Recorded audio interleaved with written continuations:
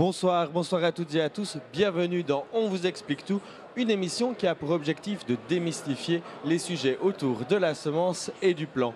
Aujourd'hui, une émission qui fera écho à l'émission qu'on a eue hier, la même émission où on parlait du dérèglement climatique. Aujourd'hui, on va prendre l'échelle un petit peu plus large et voir tous les impacts que pourrait avoir un agriculteur multiplicateur de semences dans son champ si cette fois, ce n'est pas le dérèglement climatique.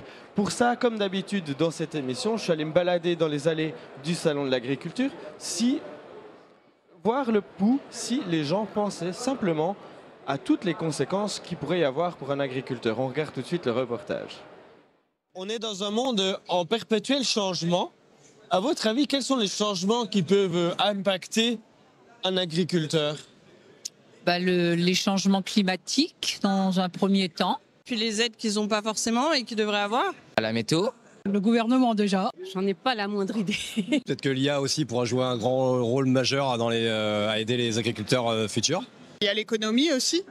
Trouver les solutions selon l'année. Les pesticides. Limiter la surproduction pour réduire le gaspillage. Trouver des solutions pour limiter les consommations d'énergie fossile au niveau des tracteurs, par exemple. Les nouvelles technologies, leur manière d'être véhiculées, leur manière de ramasser. Ça devient de plus en plus dur pour eux. Franchement, c'est pas évident pour eux. Les normes qui font chier tout le monde. Le fait qu'il y ait de moins en moins de terres agricoles. Les intempéries aussi. L'économie mondiale.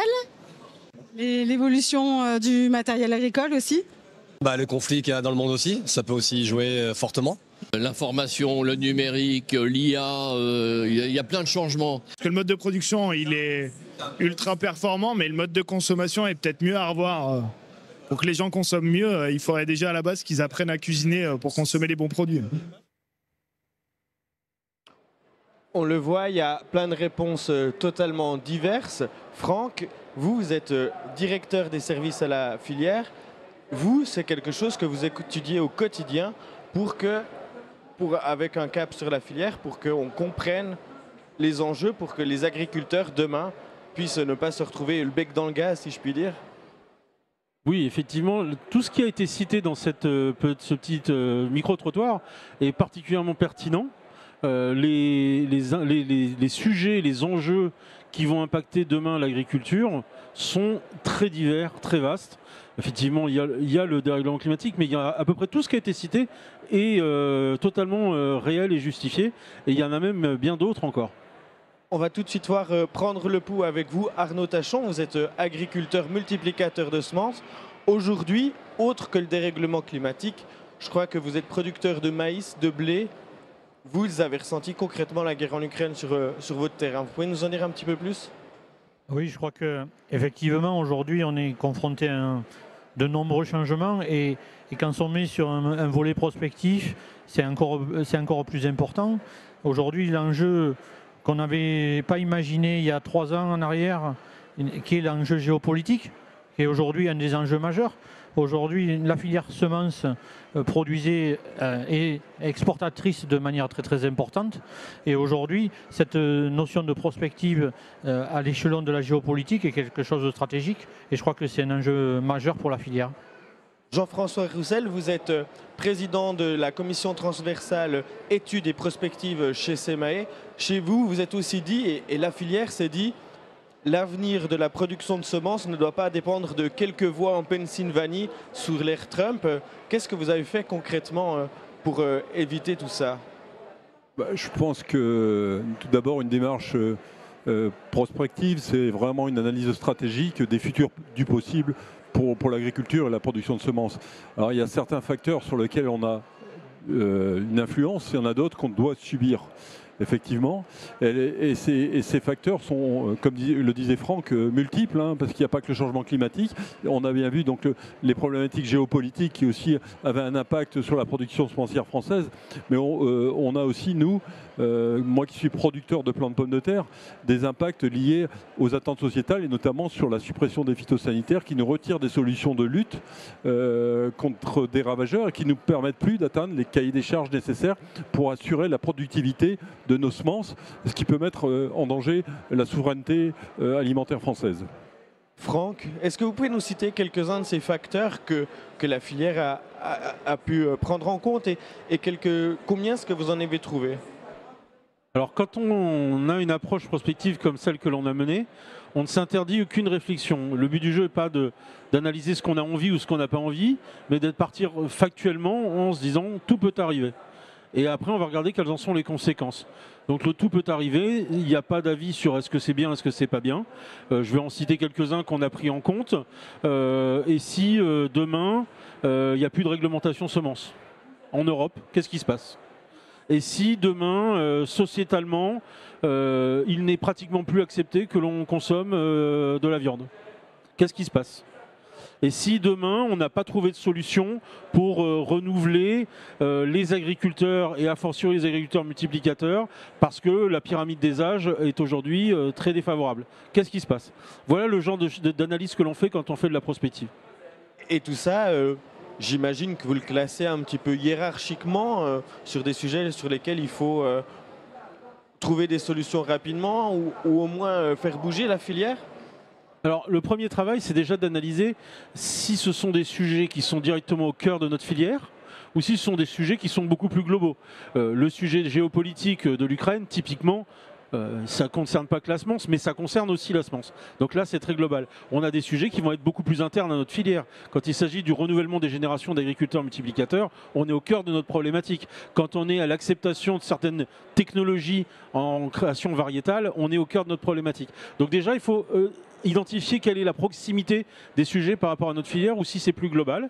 Et la deuxième chose qu'il faut faire, c'est une fois qu'on a écrit les scénarios qui décrivent les conséquences de l'évolution de ces différents facteurs, on se retrouve avec une obligation pour la filière de se poser la question du qu'est-ce qu'il faudrait faire pour être en capacité demain de continuer à produire en quantité et en qualité les semences, parce que c'est ce qu'attend l'agriculture et la société française de la part de cette filière. Et pour ça, il y a des chantiers tels qu'on les a définis. Ces chantiers-là, globalement, on en a identifié une quinzaine, eux-mêmes basés sur une cinquantaine d'enjeux. Si vous souhaitez, on peut d'ailleurs les montrer puisqu'on en a travaillé je crois qu'en régie, un petit principe il y a descriptif. quelques images, oui. Je crois qu'en régie, ils peuvent nous passer quelques images qu'on va voir derrière nous. Ces images, c'est concrètement les tâches, les réflexions de la filière pour que demain, vous pouvez définir ses priorités. Ah voilà, on en voit une. Voilà. Là, par exemple, c'est une carte qui reprend un des enjeux, ce qui va être lié, par exemple, au sujet de l'accès à l'eau, qui est un sujet majeur aussi. Il y en a d'autres, je ne sais pas si on peut les passer. Voilà. Là, on va se retrouver sur l'évolution des types de cultures utilisées, parce qu'on a parlé hier du dérèglement climatique. Ce qu'on n'a pas parlé aussi, c'est que ça permettait peut-être de voir arriver des nouvelles espèces. Donc ça, il faut en tenir compte. En 2050, les agriculteurs ne cultiveront peut-être plus la même chose. Donc encore faut-il qu'on soit en capacité de produire les semences correspondantes. C'est un enjeu. Et derrière ça, là, on va avoir classiquement les informations sur l'évolution du climat tel qu'on le connaît au regard des données du GIEC. Et face à ça, donc, la question, c'est comment on traduit ça en chantier à mener par cette interprofession. Et donc là, c'est les cartes suivantes, s'il vous plaît. Si elles arrivent. Voilà, là on est sur des questions qu'on va se poser. Comment résoudre ça? Est-ce qu'on est prêt? Est-ce qu'on n'est pas prêt? Est-ce qu'on a des solutions? Est-ce qu'on n'en a pas? Donc on a décrit comme ça à peu près une quinzaine d'enjeux, de chantiers, pardon, que l'on doit être en capacité de porter collectivement au nom de l'interprofession. Et concrètement, ça veut dire par exemple aller dans les écoles où c'est qu'on apprend à devenir agriculteur multiplicateur de semences et dire dans les supports de cours, il faudrait qu'on apprenne à créer des graines de sorgho, c'est ça Jean-François? Oui, donc effectivement, on a cet enjeu de renouvellement des générations, puisqu'il faut qu'on continue à produire des semences, puisque la semence c'est le début de tout hein, dans la production agricole, effectivement. Et il faut qu'on ait des agriculteurs multiplicateurs qui soient préparés aussi aux différents changements qui sont devant nous. Hein. Donc à un moment, je pense que nous, le rôle de l'interprofession, c'est de mettre des éléments qui vont permettre la réflexion, à la fois pour les entreprises ou pour les futurs agriculteurs multiplicateurs, pour imaginer les contraintes ou voir des opportunités liées au scénario et pouvoir imaginer des leviers pour lever ces contraintes. Donc Continuez, je vous laisse continuer. Donc c'est très important d'être effectivement très en amont pour continuer à former nos agriculteurs multiplicateurs. Arnaud, quand on est agriculteur, on est aussi avant tout chef d'une entreprise. Est-ce que la prospective, en imaginant l'Ukraine, tout ce genre de choses-là, est-ce que c'est des choses que, au cœur d'une entreprise, on fait aussi? Je dirais tout simplement que c'est obligatoire. Aujourd'hui, quelle est notre capacité à se projeter? Parce qu'en fait, la prospective, c'est ça, c'est de dire quel va être l'impact sur mon exploitation. Alors là, on parle de la filière, mais après, quand on le raisonne au niveau de l'exploitation, comment on se projette, avec quelle culture, avec quels moyens de production, moyens technologiques, avec qui aussi, parce qu'on a un enjeu sur le renouvellement des générations, mais on a aussi un enjeu sur le fait d'intégrer des salariés. Donc il y a de la formation. Je crois qu'on a tous ces multiples canaux qui doivent nous servir. Et c'est pour ça que, quelque part, ce qui est important au niveau de la filière, c'est de construire les outils pour que derrière, nous, multiplicateurs semences, nous, agriculteurs au sens large, j'allais dire, puissions, avec les outils, prendre les bonnes décisions.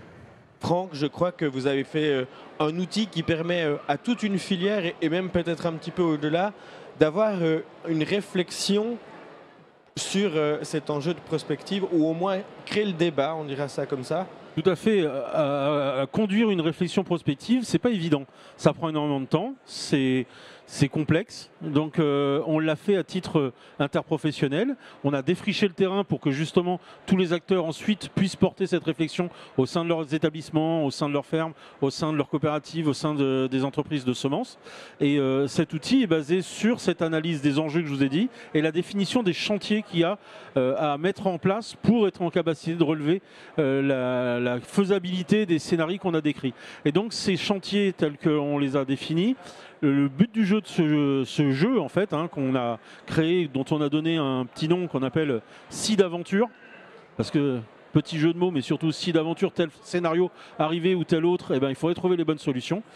Face à ça, le principe de ce jeu qui est basé sur un système de jeu de cartes est de surtout essayer d'identifier parmi les scénarios, les chantiers qu'on a identifiés, quels sont ceux pour lesquels la filière est préparée, peu, pas du tout, ou déjà complètement.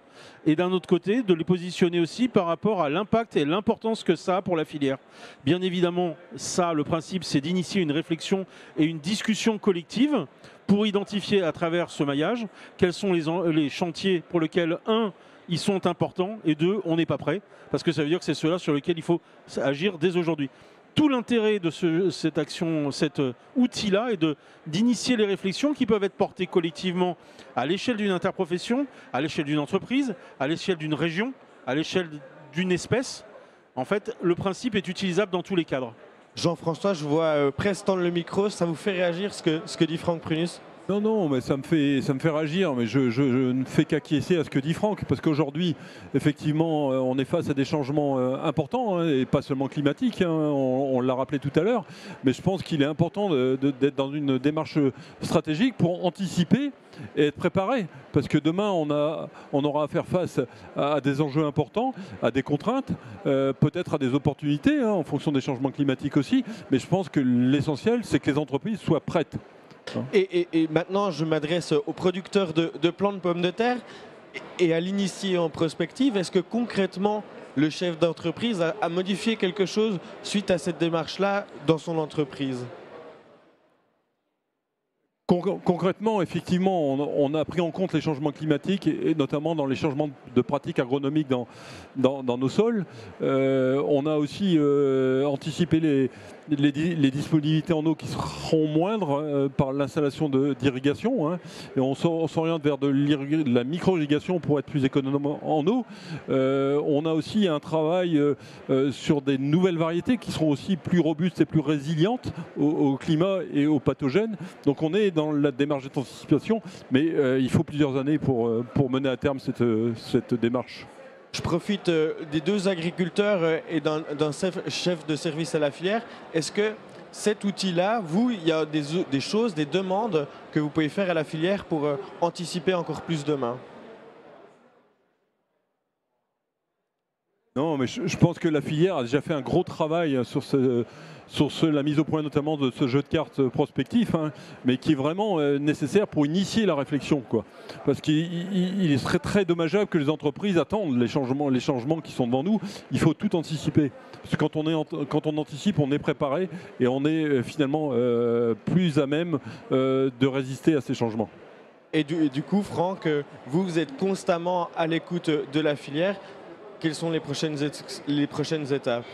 Les prochaines étapes, elles sont simples. Ce travail, il a été fait au sein d'acteurs élus de l'interprofession. Maintenant, il faut que les acteurs du terrain s'en emparent.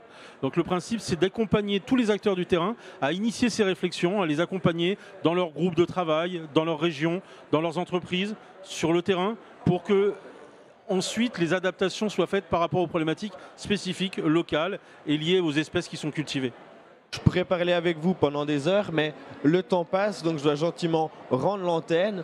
Il est temps pour moi de vous souhaiter une bonne fin de journée et tout de suite, poussons le débat présenté par Émilie Zawalski.